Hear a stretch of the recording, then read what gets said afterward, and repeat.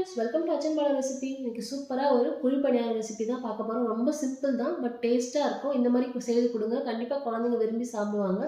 இப்போ ஒரு பேனில் 2 ஸ்பூன் எண்ணெய், கொஞ்சமாக கடுகு, 2 ஸ்பூன் உளுத்தம் பருப்பு, 2 ஸ்பூன் கடலைப்பருப்பு, கொஞ்சமாக கறிவேப்பிலை, இதெல்லாம் நல்லா பொரிஞ்ச பிறகு 2 மீடியம் சைஸ் வெங்காயம், 2 பச்சை மிளகாய் காரத்துக்காக இது எல்லாமே நல்லா வதங்கட்டும். வதங்கின பிறகு நம்ம துருவி வச்சுருக்க கேரட், ஒரு கேரட் துருவி இருக்கேன், கொஞ்சமாக கொத்தமல்லி ஆட் பண்ணிக்கலாம். தேவையான உப்பு ஆட் பண்ணிக்கலாம். ஏற்கனவே மாவுலேயே நம்ம உப்பு ஆட் பண்ணி தான் கரைச்சி வச்சுருப்போம். இப்போ லெஃப்ட் ஓவர் மாவுலேயும் இதை செய்யலாம். ஃப்ரெஷ்ஷாக வேணும்னாலும் அரைச்சிட்டு செய்யலாம். உங்களுக்கு வேணும்னா நீங்கள் கமெண்ட்டில் கேளுங்க, நான் கண்டிப்பாக சொல்கிறேன். இப்போ எல்லாமே நல்லா மிக்ஸ் பண்ணிக்கலாம். ஆற வச்சுட்டு மிக்ஸ் பண்ணுங்கள், அப்போ தான் சூப்பராக இருக்கும். இப்போ குழி பணியார கல்லில் எண்ணெய் விட்டுட்டு கொஞ்சம் கொஞ்சமாக மாவை விட்டு 2 பக்கமும் ரோஸ்ட் பண்ணி எடுத்தோம்னா அருமையான டேஸ்ட்டில் சூப்பரான ஒரு குழி பணியாரம். சட்னி இல்லாமையும் நல்லாயிருக்கும், சட்னியோட நல்லாயிருக்கும். கண்டிப்பாக ட்ரை பண்ணி பாருங்கள் ஃப்ரெண்ட்ஸ். ட்ரை பண்ணி பார்த்து எப்படி இருக்குன்னு சொல்லுங்கள்.